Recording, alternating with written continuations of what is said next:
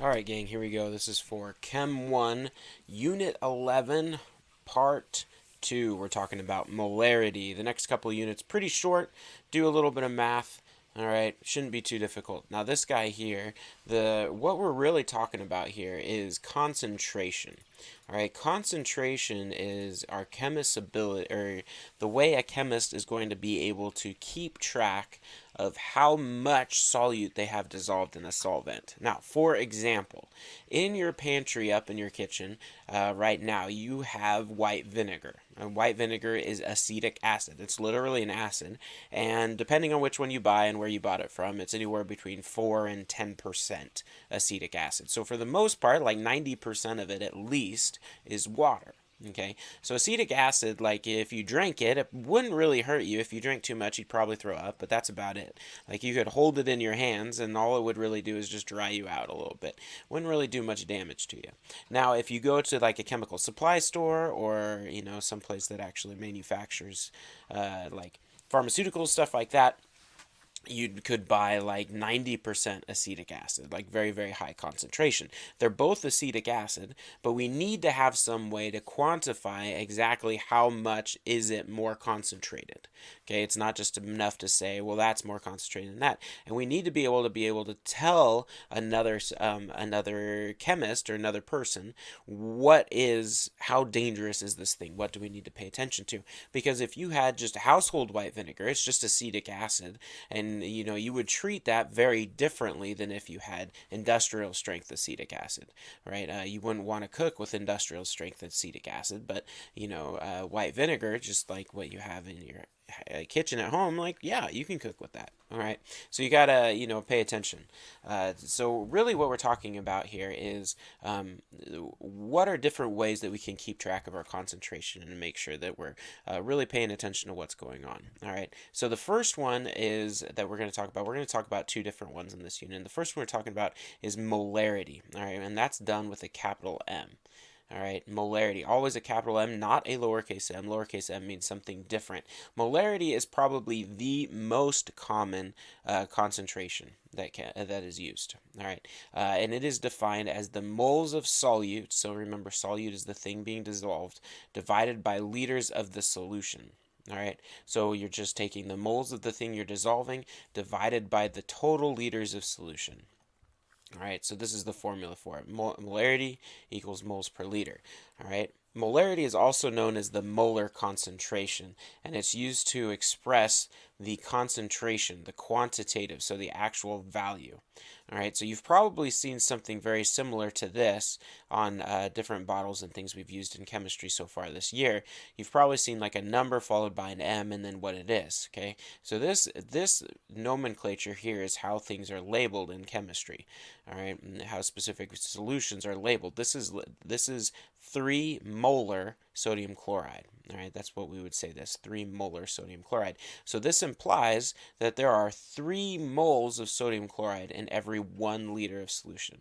All right, that 3 molar means there's 3 moles of sodium chloride in every 1 liter of solution.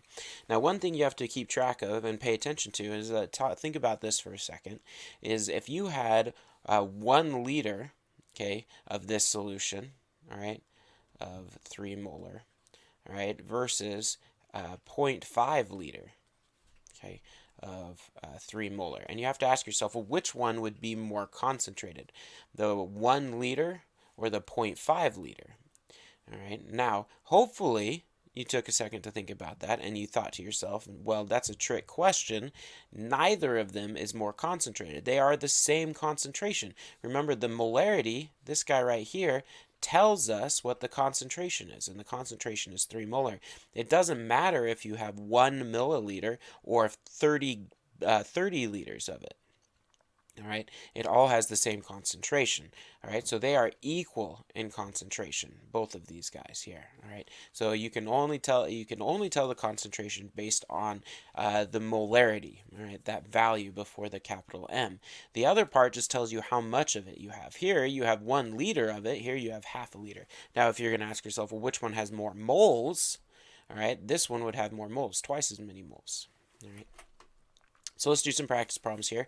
Not too bad. So it says saline solutions are often administered to patients in the hospital. One saline solution contains 0.90 grams of sodium chloride and exactly 100 milliliters of solution. What is the molarity of the solution?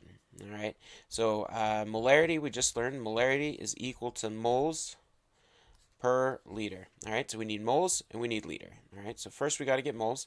So to get moles, we're going to convert our grams into moles. So we're just going to use our molar mass. So 0.90 grams of sodium chloride.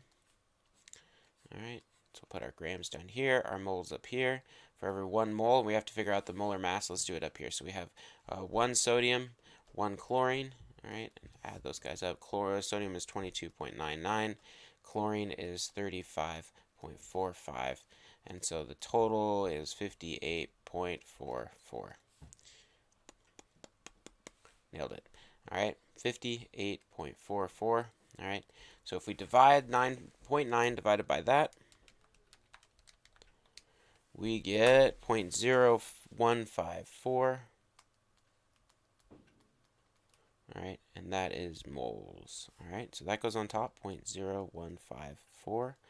All right, that's the top. Now we need the volume. That's in liters. Well, this is in milliliters, so we got to convert that to liters. We divide by 1,000. All right, so we get 0.100 liters. So we'll throw that in there, 0.100 liters. So we'll divide this out. Well, this just moves the decimal place 1 spot over, so it becomes 0.154 molar, okay, NaCl. But we have to worry about our sig figs. All right, this guy has 2, but this one only has 1, so this rounds to 0.2 molar NaCl. All right, not too bad. Let's do another one. It says household laundry bleach is a dilute aqueous solution of sodium hypochlorite. How many moles of solute are present in 150 milliliters of 0.70 molar sodium hypochlorite? All right, so we want to find moles. Now remember, molarity is equal to moles per liter. All right, what do we solve for? Well, it's solving for moles. So we'll just rearrange this equation to solve for moles. So we'll multiply both sides by liters. Our liters will cancel. This is just like a gas law thing, right? And so our moles is just equal to molarity times our liters, or times our volume. All right, pretty easy. So our molarity, well, that was 0.70. All right, we got that guy. And then our volume, well, remember, it has to be in liters, so we got to divide by 1,000, so this becomes 0.150 liters. All right, so we'll multiply it by 0.150 liters. All right, and really that 0 shouldn't be there because that implies it has more sig figs than it actually does. But anyway, so 0.7 times 0.15. We get 0.105 moles. All right, but how many sig figs? This guy's only got 2. This one has 2. So our answer becomes 0.11 moles of sodium hypochlorite. Easy stuff. Easy stuff. All right, let's try this one. It says, how many grams of sodium chloride do you need to prepare 505 milliliters of 0.35 molar sodium chloride?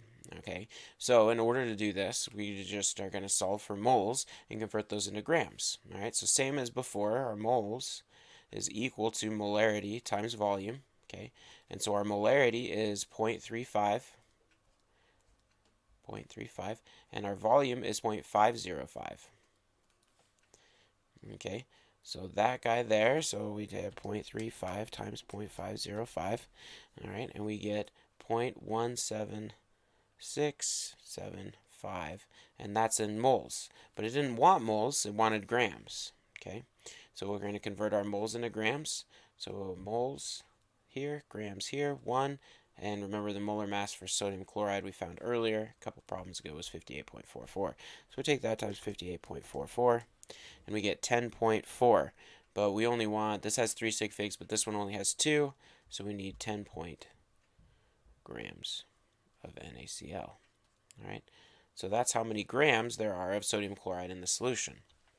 Now, let's say we would actually go and make this solution. So in order to make this solution, our first step here would be to mass, okay, and get 10 grams of NaCl. All right, that's our first step. All right, next you would get a why did I write one again? So this would be step number 2. You would get a graduated cylinder, okay, cylinder that's greater than 505 milliliters. So probably like a 1,000 milliliter graduated cylinder or something like that. All right. And then number 3, you're going to fill the grad cylinder to about 300 milliliters or so. This part's, doesn't really matter, with distilled water. Now, the distilled water is very, very important because regular tap water contains ions and minerals and stuff like that. We don't want those. Those might interfere with whatever reaction we're trying to do. So we want to dilute it, or we want to use distilled water. And distilled water has been specially treated so all the ions, minerals, and any of that other stuff is out of it. All right, so we're going to use distilled or deionized water. All right, and then step 4 here. All right, step 4, we will dump in, okay, our NaCl that we measured in step 1. So you dump that into your graduated cylinder, and then step 5, mix, mix, mix until it's all dissolved. Okay, mix, mix, mix, and then you add, after it's all dissolved, you're going to add the distilled H2O, until you're at 505 milliliters. Okay, and then finally, last step here, and this is always the last step whenever we're making a solution, you're going to label your solution. All right, and our label is simply going to be the molarity and what it is, what the solute is. So our label for this one would be 0.35 molar NaCl. So you take like a little piece of masking tape, write this down, and then tape it to whatever you're storing your solution in. Okay. All right. So we also going to talk about one additional thing to help us make solutions. Now these guys here, we briefly talked about these way at the beginning of the year. These are called volumetric flasks. They're also called Florence flasks, but the idea behind a volumetric flask is they're not graduated. They only have this one line here. See this one line that's across on the skinny part? And there's a couple of reasons we use volumetric flasks to help us make solutions. Number 1 is that they're marked for the one volume here. So this guy here, up to this line is exactly 1,000 milliliters. Up here would be exactly 500, here would be 250, and then 100 milliliters.